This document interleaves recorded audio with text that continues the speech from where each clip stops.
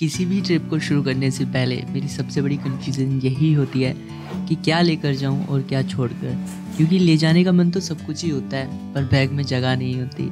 और एक चीज़ ये भी होती है कि वज़न कितना उठाना है यार, क्योंकि चलना भी बहुत ज़्यादा है। थक गए भाई। गुड मॉर्निंग गाइस, आप सभी का स्वागत है। मैं फ़िलहाल दिल्ली के ISBT पे हूँ और यहाँ से मैं आज जा रहा हूँ देहरादून। 1.5 महीना अनफिट रहने के बाद में जब आप किसी नई जगह के लिए जाते हैं तो एक नया जोश रहता है। कुछ वैसा ही मेरे अंदर भी था। मैं जा रहा था केदारकंठा ट्रैक के लिए, जिसको करने के लिए मैं काफ़ी समय से रुका हुआ था और आज वो आखिरकार दिन आ ही गया था। मेरे साथ है उत्तम। उत्तम कैसा है भाई? बढ़िया। 3 दिसंबर है, हम जा रहे हैं देहरादून के लिए। देहरादून आ जाके रुक जाएंगे, फिर हम कल जाएंगे साकरी और फिर साकरी जाकर रुक जाएंगे। हमें जाना है केदारकंठा, तो केदारकंठा का जो ट्रैक है वो करने के लिए बेसिकली हम निकल चुके हैं। और टाइम क्या हुआ है अभी? सुबह 9:53 हुआ है। जल्दी निकल गए थे यार। और तू कितने बजे निकला था? 7 बजे। ये 7 बजे निकल गया था भाई अपने घर से। तो एक्साइटमेंट तो काफ़ी ज़्यादा है इस ट्रैक के लिए, बहुत ज़्यादा एक्साइटमेंट है और फुल प्रिपरेशन के साथ में आए हैं। और बर्फ़ गिर चुकी है। हाँ, है ना? तो एनी रिव्यू? अरे 1.5 साल बाद निकला हूँ घर से। नहीं, 1.5 साल नहीं, 14 महीने बाद। हाँ, बढ़िया अभी लग रहा है।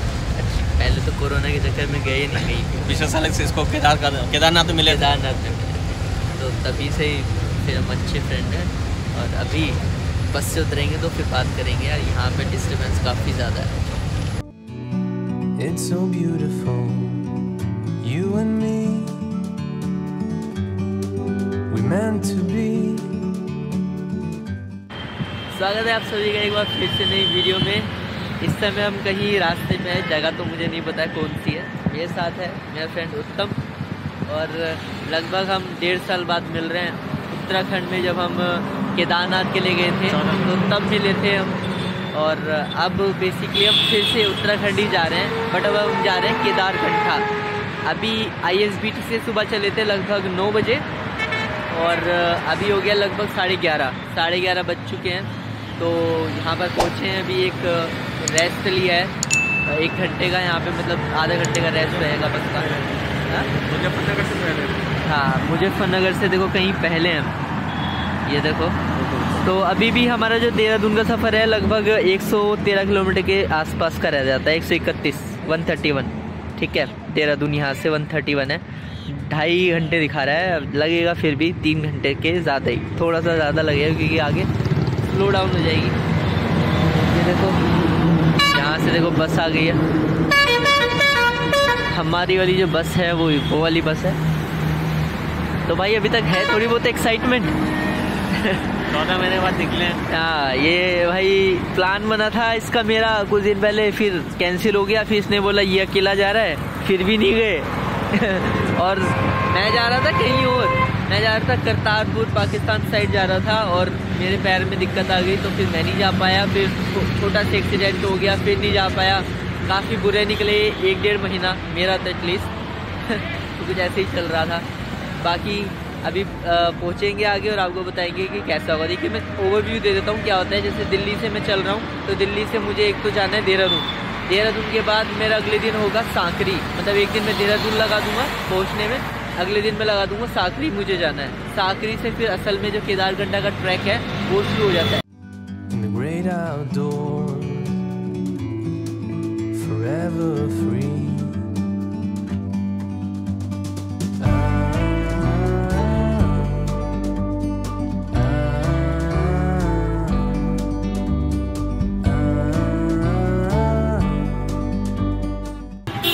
फिलहाल देहरादून बस स्टैंड पर आ गए हैं।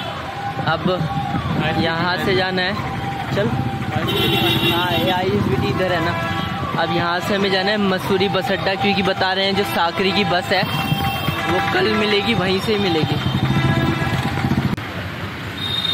तो अभी हम यहाँ पे चेक कर रहे हैं कि मसूरी जो बस अड्डा है यहाँ से कितनी दूर है। बस टिकट सेंटर, बस स्टैंड। हाँ है यार, अरे मसूरी का दिखा रहा होगा ये। मसूरी का दिखा रहा है, ये तो कुछ गलत ही दिखा रहा है। अब यार सीन ये है कि साकरी की बस यहाँ से नहीं मिलती देहरादून से, वो मसूरी बस अड्डा है यहाँ पे कोई, वहाँ से मिलती है। तो अभी वहाँ के लिए जाना है। ऑटो कर रहे हैं तो वो 100 रुपये मांग रहा है, जबकि 4 किलोमीटर ही है। तो अभी देख रहे हैं कोई सस्ता जुगाड़ अगर मिल जाए तो। हाँ, और ये देखो कितना सारा सामान है हमारे पास। देहरादून पहुंचने के बाद में फिर हमने एक ऑटो लिया। ऑटो हमें देहरादून रेलवे स्टेशन के सामने छोड़ने वाला था, जहां पर मसूरी बस स्टैंड भी था। ऑटो में हमने 25 रुपये पर पर्सन के हिसाब से किराया दिया, जहां पर पहले हमें 100 रुपये देने पड़ रहे थे, तो हमने लगभग अपने 50 रुपये बचाई लिए थे। तो काफ़ी अच्छा हमने यहाँ पर डील किया। तो फिलहाल मैं आ गया हूँ देहरादून रेलवे स्टेशन के पास में। एक होटल ले लिया, एक रूम ले लिया। बहुत ही कम टाइम के लिए हमें चाहिए था, तो कुछ इस तरीके का हमारा रूम है।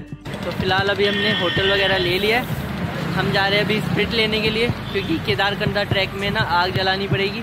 लकड़ी शायद वहाँ पे जलाने ना दे, तो पर्यावरण को भी नुकसान ही है। कोशिश तो करेंगे नहीं जलाएंगे। तो स्प्रिट लेने के लिए जा रहे हैं हार्डवेयर की शॉप पे। देहरादून में भी इस समय घूम रहे हैं। भूख भी लग रही है, सुबह से कुछ नहीं खाया। और भाई कैसा महसूस हो रहा है तुझे अभी? बढ़िया बढ़िया बढ़िया बढ़िया लग रहा है। तो ये देखो भाई, देहरादून घूमा जा रहा है फिलहाल पैदल पैदल। फिलहाल अभी नाश्ता वास्ता हो गया है हमारा। शाम का जो टाइम है अभी लगभग 5 बज रहे हैं। तो अभी हम जा रहे हैं ये पता करने के लिए जो बस है साकरी की वो कितने बजे निकल रही है। तो अभी हम वहाँ पे पता करने आए हैं इस बस स्टैंड पे, जिसे मसूरी बस स्टैंड कहते हैं। यहाँ पे हम पता करने आए कि भाई साकरी की बस कितने बजे जाएगी, पता ही नहीं लग रहा। ये देखो भाई, दोनों के दोनों कैसे सो रहे हैं यहाँ पे यात्रियों की सीट पे। ये वेटिंग सीट है। पता कर लिया है, साकरी की जो बस है, मसूरी बस स्टैंड है, वहाँ से साकरी की जो बस है वो सुबह निकल जाती है 8 बजे, सरकारी बस। ठीक है, तो उसी बस में हमें जाना है। उसका किराया 375 रुपये है। और उस बस में आने के लिए भाई सुबह 7 बजे यहाँ पे आना होता है। ये भी चीज़ ध्यान में रखनी है। हम तो और 8 बजे बस चलेगी, 7 बजे यहाँ आ जाना। टिकट वगैरह ये सब चीज़ें भी लेनी है। तो हम तो यहीं रुके हैं, पास ही में, इसीलिए रुके थे। 2 कदम चलते हम रुके हुए हैं। गुड मॉर्निंग गाइस, आप सभी का स्वागत है। और आज है 4 तारीख, 4 दिसंबर। और यहाँ पे देखो इसकी पैकिंग चल रही है। जबकि जगह हुआ था इसने पैकिंग नहीं करी। हाँ भाई, पैकिंग क्यों नहीं करी ये बता। ऑफिस का काम कर। हाँ, ये देखो यार, लैपटॉप लेके आया हुआ था ये बेचारा। यहाँ पे काम चल रहा था, मैंने भी एडिटिंग करी। खैर, ये सब हमारा जो सामान है रेडी है यहाँ पे पूरा। ये देखो इतना सारा सामान हमारा केदारकंठा के लिए। ठीक है, तो अभी सीन ये है कि मैं जा रहा हूँ बस का टिकट लेने के लिए। ये अपनी पैकिंग कर रहा है। और बस का टिकट लेने के बाद में मैं आ जाऊँगा वापस यहाँ पे, और फिर अपना सामान उठा के चलेंगे। 7 बजने वाला है। तो अभी जाएंगे बेसिकली टिकट लेने बस का, और वहाँ से सीधा फिर निकलेंगे साकरी के लिए। अभी कुछ खा पी नहीं रहे, देखेंगे रास्ते में कुछ खाने का मन करा तो ठीक है, वरना फिर सीधा साकरी जाके खाएंगे। साकरी यहाँ से लगभग पड़ेगा 223 किलोमीटर के आसपास देहरादून से। इस समय हम देहरादून में हैं। आपको बताया था कि कल दिल्ली से देहरादून आ गए थे हम, और एक होटल में रुक गए थे, काफ़ी सस्ते से होटल में। तो ये है मसूरी बस स्टैंड। यहाँ से मिलने वाला है मुझे साकरी का टिकट। तो और यहाँ पे रेलवे स्टेशन भी है। तो बस अब यहाँ से पहुँच के भाई टिकट ले लेते हैं सबसे पहले। देहरादून रेलवे स्टेशन के पास में बने एक बस स्टैंड, जिसका नाम मसूरी बस स्टैंड के नाम से जाना जाता है, वहाँ पर ही आपको साकरी की बस मिल जाती है। ये बस सुबह 8 बजे जाती है, जो कि सरकारी बस है। सुबह 8 बजे बस में बैठकर आप शाम को 6 बजे तक साकरी पहुँच भी जाते हैं। इस सफ़र के लिए आपको लगभग 375 रुपये किराया देना होता है। अगर यही सफ़र आप किसी प्राइवेट बस में करते हैं तो वो लगभग 700 रुपये तक भी हो सकता है। तो फिलहाल हमें फाइनली साकरी की टिकट मिल गई है, और अब हमें बैग उठाना है बस में बैठने के लिए। और 2 टिकट हमें मिली है 750 में। तो फिलहाल सुबह निकल गए हैं भाई, अब सामान वामान लेके। यहाँ पे है उत्तम, और जा रहे हैं भाई बस में बैठने के लिए। बहुत भारी सामान है, बट अब तो ये ट्रैक करना ही है। टिकट हमें मिल चुका है, एक बार बस में बैठ जाते फिर आगे बात करते हैं। वो कहते हैं ना, हर सफ़र में कुछ ना कुछ अनएक्सपेक्टेड हो जाता है। हमारे साथ होने वाला था, पर महादेव ने बचा लिया। जिस बस का टिकट हमने साकरी के लिए लिया था वो बस निकलने लग रही थी। हमें लगा था, क्योंकि बस बहुत ज़्यादा लेट थी, पहले ही बस स्टैंड पर लेट लगी थी, तो हमें लगा शायद थोड़ा लेट निकलेगी। हम जैसे ही बैग लेकर आए तो पता लगा बस निकलने लग रही थी, और बस ऑलमोस्ट निकल ही चुकी थी। पर महादेव ने बचा लिया और हमें लकीली बस मिल गई और हम साकरी के लिए निकल भी गए। इसका पूरा श्रेय मेरे दोस्त को जाता है, क्योंकि उसी ने बस ड्राइवर से पूछा क्या यही बस साकरी जा रही है। अगर वो शायद ना पूछता तो हम साकरी जा भी ना पाते।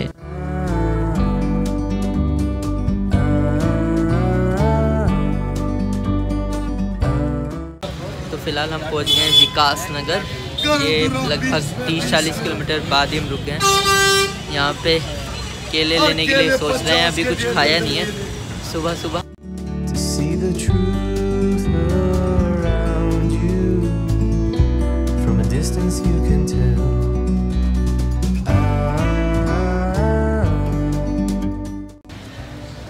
तो अभी 11:30 हो गए हैं। हम हैं उत्तराखंड के डामटा में और थोड़ा सा पेट गड़बड़ सा है इसकी वजह से। क्या? तेरी वजह से। और खाली शाही पनीर मैंने इसको मना किया था कि शाही पनीर मत खा, माना नहीं। हमने देहरादून में शाही पनीर खा लिया और उसका कमाल अभी तक देखना पड़ रहा है। बट अभी तक हमारा लगभग सुबह चले थे, जो हमारी बस थी 8 बजे चली थी, अभी 11:30 हो रहा है। तो हमारा 3.5 घंटे का सफ़र हो गया है। इतना ही सफ़र अभी और बाकी है। पहुंचने में वही लगभग 100 किलोमीटर अभी हमारे बाकी हैं। जिन्हें बस में दिक्कत होती है, जिन्हें वॉमिट वगैरह की दिक्कत होती है, तो वो भाई दवाई वगैरह लेके चलें तो उनके लिए सही रहेगा। कुछ लोगों को होती है दिक्कत, उनके लिए बोलना चाहूँगा बस मैं। बाकी तो अभी तक का सफ़र अच्छा है। जो हमारी बस है वो वाली बस खड़ी है और इधर फिलहाल मार्केट में यहाँ पे होटल वगैरह है। मैं तो कुछ नहीं खा रहा हूँ, जब पहुँचूँगा तभी खाऊँगा। अभी 3 घंटा और वेट करने वाला हूँ। तो इस जगह का जो नाम है वो है डामटा, वहाँ लिखा देख सकते हैं। I'm just sitting here. Dehradun से साकरी तक का ये सफ़र 8-9 घंटे लंबा था। हर मिनट हर सेकंड ऐसा लग रहा था जैसे कि दिन बहुत ज़्यादा लंबा हो। हालांकि जब अच्छे नज़ारे देखने को मिल रहे थे तो टाइम का पता भी नहीं चल रहा था। बस में बैठा मैं कभी गाने सुनता तो कभी दोस्त से बात करता तो कभी बाहर के नज़ारे देखता।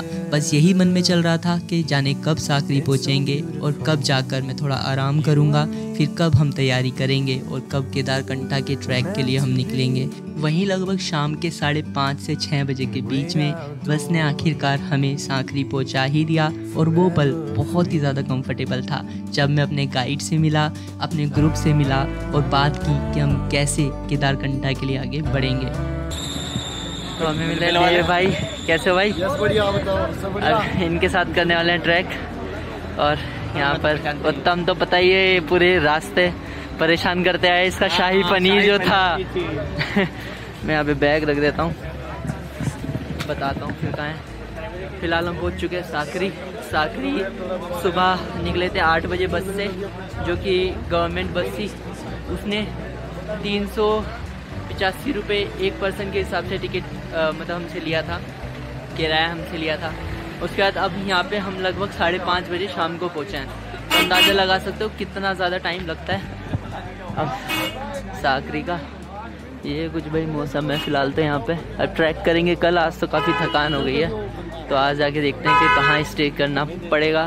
तो फिलहाल पहुँच चुके हैं साकरी। यहाँ पर देख सकते हो जो एलिवेशन है 6455 फीट का एलिवेशन यहाँ पर है।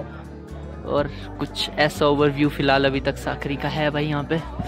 और ठंड तो भाई बहुत ज़्यादा है इस समय, ठीक है, ठंड सही में बहुत ज़्यादा हो रही है। अभी जब ट्रैक करेंगे तो मुझे उम्मीद है बहुत ज़्यादा ही ठंड होने वाली है। उसके हिसाब से हम पूरी पैकिंग से आए हैं।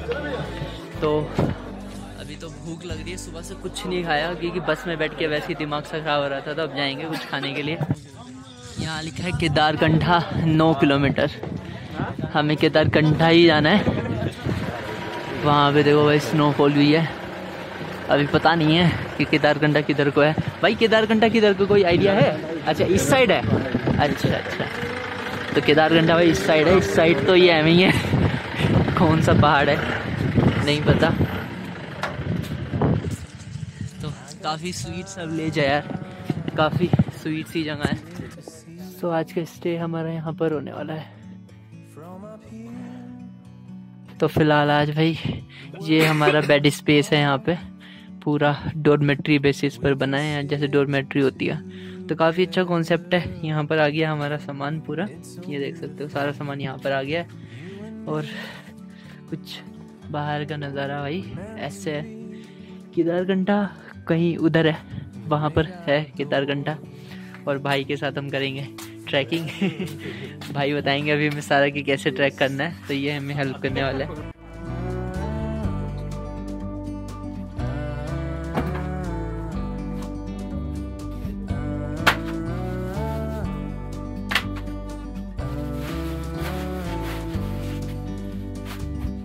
तो बैग रख के काफ़ी रिलैक्सिंग फील हो रहा है। अभी स्लीपर्स पहन लिए हैं, शूज़ उतर चुके हैं, तो और भी ज़्यादा रिलैक्स फील हो रहा है। और शाम के लगभग 6 बज चुके हैं और अभी बस यही रहेगा कि खाना है और थोड़ा ओवरव्यू लेना है कि यात्रा जो हमारी जो ट्रैकिंग है, जो यात्रा है वो कैसे होगी, उसमें क्या कुछ हमें मतलब सीखना है, वो सारी बातें हमें देखनी है। खा पी के थोड़ा सो जाएंगे क्योंकि थकान बहुत ज़्यादा है।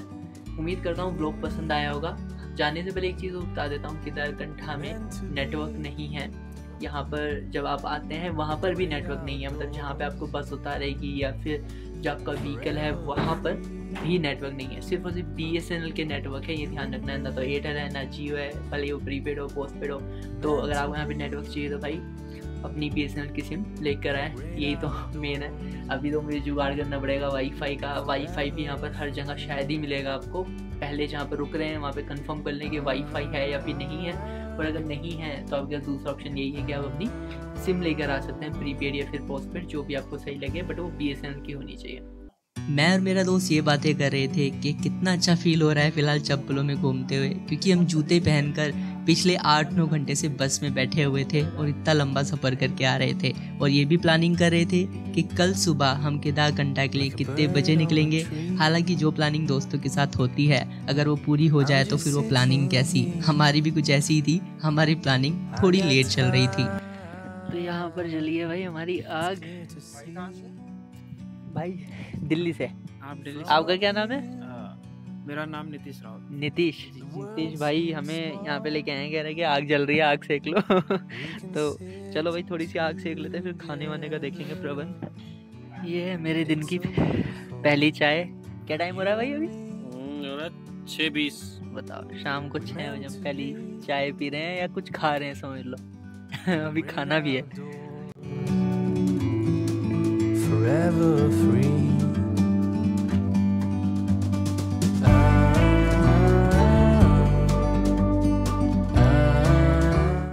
ये है किचन। ये हमारे मुकेश भाई यहाँ के हेड शेफ हैं। और शेफ भाई नाम बता दो अपना। मुकेश रावत। मुकेश भाई यहाँ पे खाना बना रहे। और ये हमारे असिस्टेंट कुक है संदीप जी। संदीप भाई जरा देखना इधर, हाय कर दो हमारी ऑडियंस को। और यहाँ पर ये हमारे भाई, और यहाँ पर है जीजली और मैं यहाँ पे स्लो मैनेजर हूँ। बिल्कुल। तो यहाँ पर देखिए काफ़ी अच्छे तरीके से मैनेज किया जा रहा है, हाइजीनिक है एकदम, कोई गंदगी नहीं देखने को मिलेगी। और यहाँ पर हमारा खाना लग चुका है जो कि ठंडा हो रहा है। ये तो पनीर है, रोटी, सब्जी, और अभी इंतज़ार नहीं हो रहा तो खा लेते हैं। बहुत भूख लग रही है, सुबह से कुछ नहीं खाया। वही रात के समय जब हमें खाना मिला तो वो पल सच में बहुत ही ज़्यादा अच्छा था, क्योंकि एक दिन पहले भी देहरादून में हमने अच्छे से कुछ नहीं खाया था। और जब हम यहाँ पर पहुँचे तो हमें उम्मीद नहीं थी कि इतना अच्छा खाना मिलेगा। पहले भगवान को याद किया, फिर खाना शुरू किया, और सच में मानो वो खाना बहुत ही ज़्यादा टेस्टी था।